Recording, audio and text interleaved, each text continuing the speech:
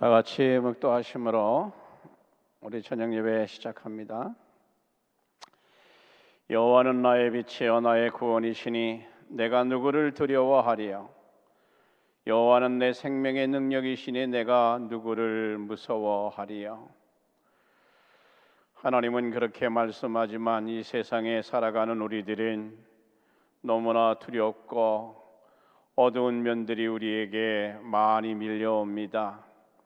하나님 이럴 때마다 이 말씀을 붙잡고 승리하게 하시고 초조하고 불안해하는 것이 아니라 강하고 담대함으로 하나님 앞에 나아가는 그러한 믿음이 솟아나는 그러한 은혜가 우리에게 임하게 도와주옵소서.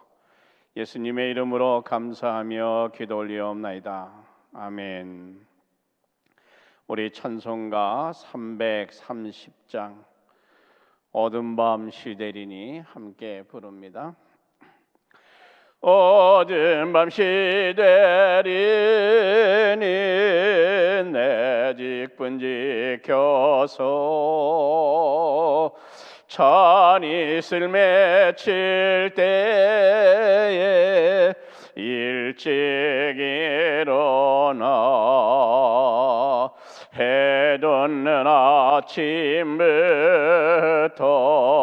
힘써서 일하라. 일할 수 없는 밤이 속히 오리라. 어두운 밤 시대리니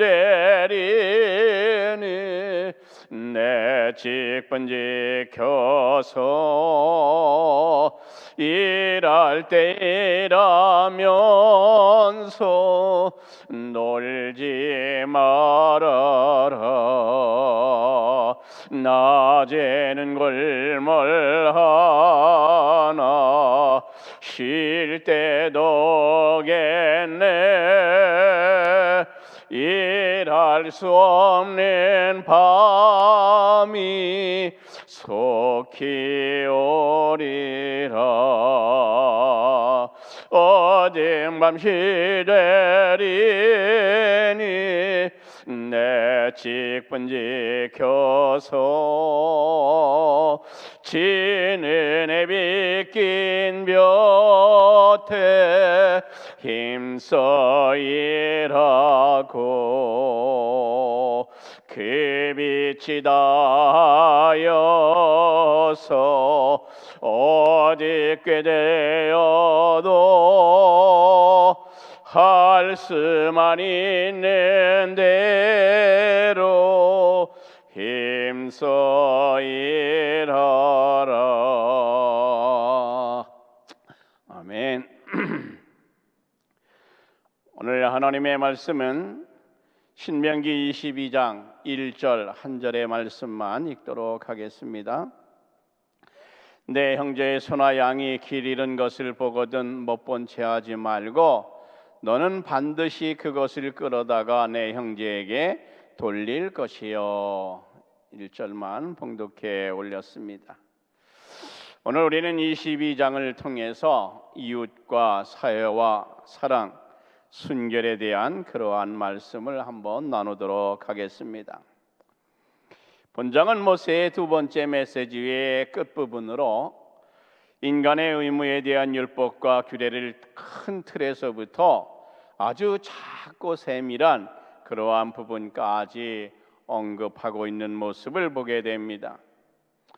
삼나 우주만성을 위해서는 종교법을, 현존하는 사회를 위하여는 형법을, 국가 간에는 전쟁법을, 이웃을 위하여는 도덕법을, 그리고 개인을 위하여는 재산법을, 그 메시지 중심에서 우리 모세 어르신이 진지하게 다루고 있는 모습을 볼 수가 있습니다.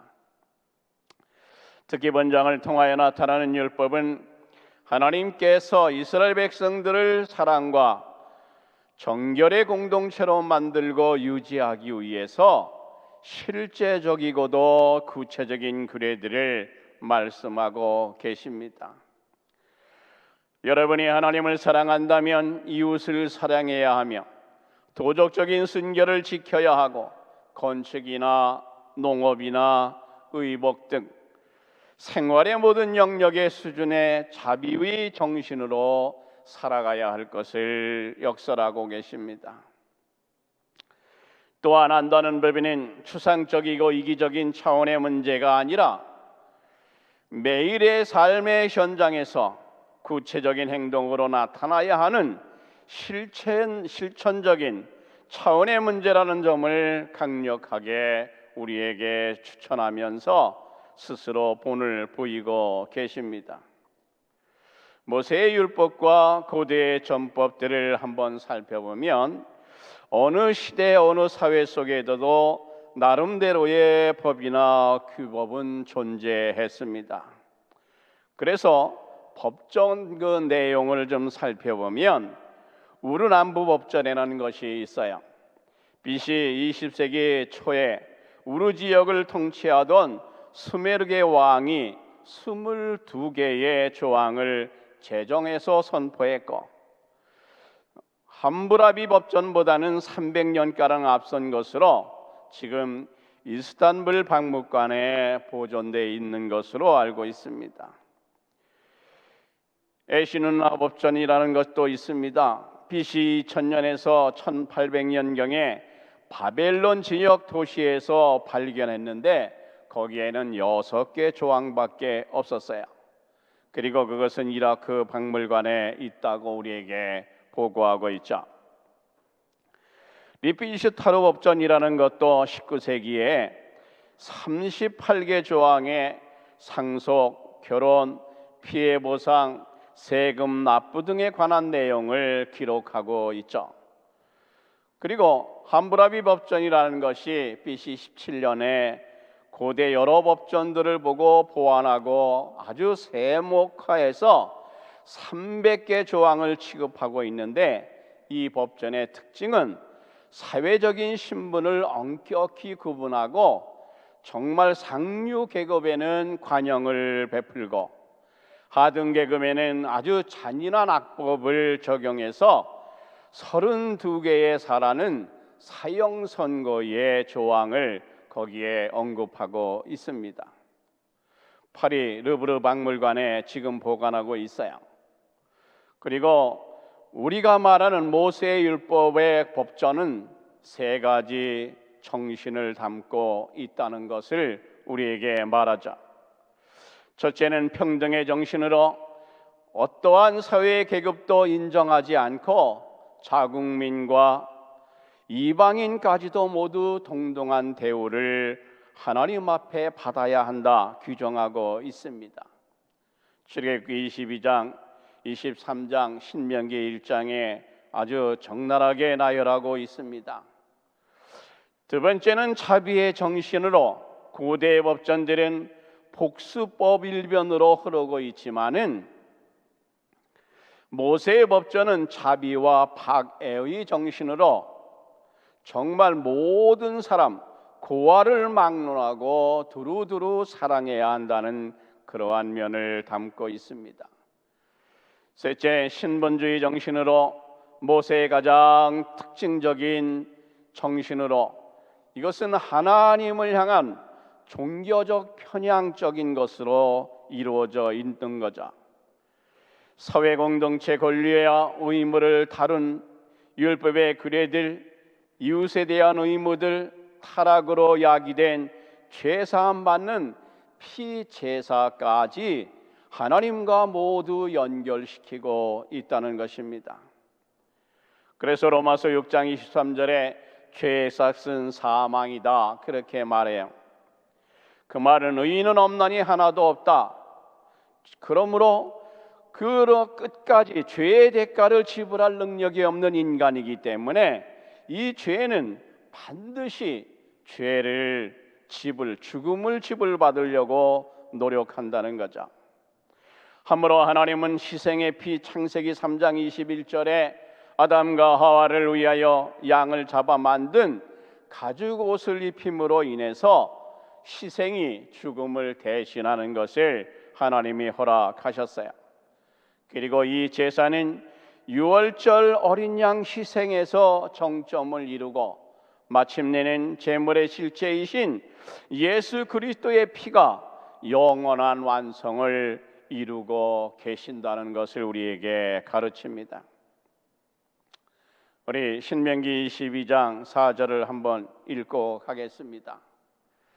내 형제의 낙이나 소가 길에 넘어진 것을 보거든 못 본 채 하지 말고 너는 반드시 형제를 그와 도와 그들을 일으킬 것이니라. 그렇게 말합니다.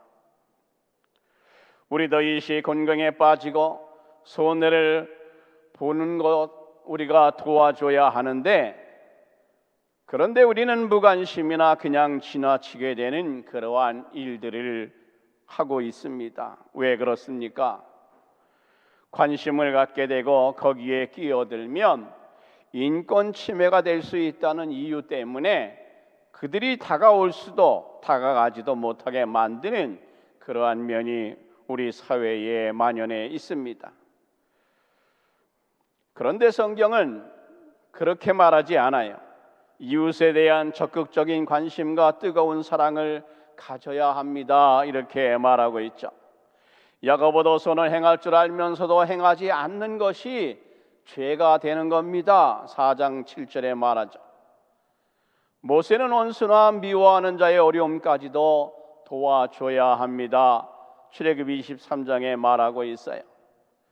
내 이웃을 내 몸같이 사랑하라. 사람을 사랑하되 끝까지 사랑하라. 마음을 다하고 목숨을 다하고 힘을 다하고 뜻을 다하여 주 너희 하나님을 사랑해야 합니다. 마태복음 22장에 말씀하고 계시죠. 그런데 기독인들까지도 매일매일의 삶에 바쁘다는 이유 속에 말씀을 묻어두고요, 기도까지 깊이 묻어두고 살아가고 있습니다. 그러다 보니까 한번 꺼내서 그것을 잊고 기도하려고 하면 이 인간의 악한 본성이 다시 꺼내지 못하도록 필사적으로 막는 것을 우리는 목격할 때가 있죠. 그래서 우리는 기독인이면서도 이러한 면에 스스로 놀랄 때가 있는 것입니다. 남장을 하고 여장을 하여 창조 질서를 무너뜨리는 행위, 주은 것을 돌려주지 않는 행위, 사고를 치고도 도망가는 행위, 담장을 넘는 행위, 남의 가방을 열고 남의 포켓에 손을 넣고 남의 물건에 손을 대고도 부끄러움을 모르고 사는 행위, 자연을 파괴하고 질서를 무너뜨리면서도 하나님을 기억지 않는 그러한 행동으로 일관하는 모습이 우리들에게도 있다는 것입니다. 그러면 안 되죠. 부모와 자식은 애정어린 사랑으로 맺어진 아름다운 관계이므로 부모를 생각하면 가슴이 뭉클해지고 정말 하염없이 흐르는 그러한 눈물이 소낙비처럼 흐르고, 자식을 생각하면 아쉬운 마음에 가슴을 부여안고 말없이 흐느껴야 하는 매우 신성한 관계가 유지되어야 하는데, 그런데 어느 때부터인가 끈끈한 사랑이 무너지고 생각만 해도 지긋지긋한 그러한 관계로 돌변해 있는 그러한 이웃들을 우리는 가끔씩 발견하게 됩니다. 왜 그럴까요? 하나님을 떠나 살기 때문에, 말씀과 기도로 회복하지 못하기 때문에 그런 일이 일어나고 있는 것입니다. 삶의 열정은 감정이요, 낙천주의는 삶의 태도요, 신앙은 삶의 실체란 그러한 말이 있습니다. 사람은 어려움 속에서 인격이 성장하고, 신앙인은 모진 시험 속에서 거룩한 기독인들이 태어난다 했습니다. 그러나 우리 인생들은 모든 조건들이 완벽해지기만을 기다리죠. 그런데 성경은 결코 아무것도 할 수 없는 사람이 된다, 조건들이 완벽해지기만을 기다리는 사람들은 세상의 실패자가 된다, 그렇게 말합니다. 다음에 하면 되겠지, 좀 더 기다려보다, 안 되면 내가 해야지. 그것이 아니라 준비된 만큼에서 출발해야 한다는 것을 성경은 여러 곳에서 우리에게 가르치고 있는 거죠. 이스라엘 백성들이 출애굽할 때 발효되지 않은 반죽을 옷에 싸서 어깨에 메고 출발하는 것처럼 우리 주 예수 그리스도의 인도하심을 굳게 믿고 성령의 인도를 간구하며 믿음의 현장으로 달려가고 달려가야 하는 것을 여러분에게 권면해 드립니다. 믿음의 대로를 걷는 우리를 향해 많은 사람들이 바보 취급을 해요. 경멸하는 눈총을 보내죠. 그리고 뒤에서 우리를 향하여 많은 그러한 말들을 합니다. 그러나 여러분, 우리는 거기에 신경 쓰지 말고 우리의 믿음대로 살아가시기를 축복하며 권고해 드립니다. 흔들리지 마세요. 그리고 당당하세요. 그렇게 세상을 사셔야 합니다. 우리는 끝으로 13절에서 30절을 한번 우리가 중요성에 대한, 순결에 대한, 도덕에 대한, 규례에 대한 중요성을 한번 점검해보고 마치도록 하겠습니다. 어느 시대를 막론하고 육체의 순결을 중요하게 생각하지 않은 시대마다 어떠한 일이 일어났는가? 타락이 시대여 정말 병든 시대였죠. 그래서 그러한 시대마다 정말 알 수 없는 질병들이 난무했던 것을 우리가 보게 됩니다. 육체의 순결을 유지하지 못하면 정신적 순결이나 영적인 순결을 우리는 지속할 수가 없어요. 그래서 성경은 모두에게 순결을 요구하고 있는 것입니다. 처녀성을 지키고 간음과 강간 생각하지도 말며 창기의 행동을 하면 안 된다고 성경은 우리에게 누누이 말하는 거죠. 마태오 장에서는 여자를 보고 음력을 품거나 색을 품지 마세요, 이렇게 마태오 장에 가르칩니다. 고린도 7장에 가보면 남편과 아내들에게 의무를 다하세요. 술 취하지 마세요. 실수합니다. 우상 숭배하지 마세요. 그리고 그들과 사귀지도 마세요. 이렇게 권면합니다. 에베소 교회에서는 더러운 탐욕들, 불리기란 말들을 피하세요. 그렇게 가르치죠. 디모데전서 5장에서는 남들의 죄에 대해서 간섭하지 말고 자신이 더 정결해져야 한다는 것을 우리에게 말하죠. 그리고 우리가 늘 잊지 말아야 할 계시록 14장 4절에는 이렇게 말씀합니다. 여자로 더불어 더럽히지 않고 정절이 있는 자로 어린 양이 어디로 인도하든지 따라가는 그러한 자며 사람 가운데서 구속을 받아 처음 익은 열매로 하나님과 어린 양에게 속한 자들이니 입에 거짓말이 없고 흠이 없는 자들이더라 그랬습니다. 누구들이 그래야 할까요? 여러분들이 그래야죠. 아니, 우리 헬로시 교회 성도님들이 이 말씀 안에 사시는 분들이라고 우리는 말해야 합니다. 아주 귀한 분들 되신다고, 그리고 우리 모두는 주님 앞에 강력히 추천해 드릴 수 있어야 합니다. 이 같은 은혜가 여러분에게 이 시간 넘치기를 축복해 드립니다. 우리 세 가지만 기도하고 마치도록 하죠. 첫째, 이웃과 사회 앞에 믿음의 순결을 지키는 성도가 되게 하옵소서.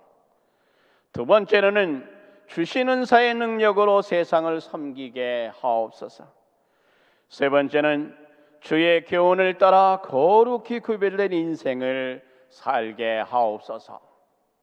우리 음악 틀어주시는 대로 함께 통성으로 기도하고, 그리고 제가 마무리 기도하고 마칩니다. 자비로우시고 은혜로우신 하나님 감사합니다. 우리는 이웃 앞에 믿음의 순결을 가지고 다가가지 못할 때가 너무나 많습니다. 아버지 하나님, 그들을 너무나 두려워할 때도 많이 있어요. 왜냐하면 그들이 세상의 권력으로, 아버지 하나님 많은 물질로, 아버지 하나님이여 그들이 살아가는 문화권에서 우리보다 앞서 있다는 것 때문에 우리는 주저하고 머뭇거릴 때가 많이 있습니다. 하나님, 그러나 우리는 그들을 향하여 강하고 담대하게 다가갈 수 있는 믿음의 순결을 지켜가는 그러한 우리 모두가 되게 하옵소서.